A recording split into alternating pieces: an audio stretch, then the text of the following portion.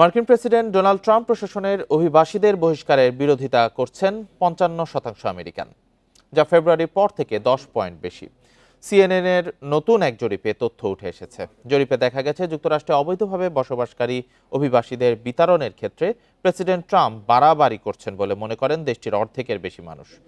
জরিপে ডেমোক্র্যাট সমর্থিত ৯০% আর রিপাবলিকান সমর্থিত ১৫% মানুষ অংশ নিয়েছে।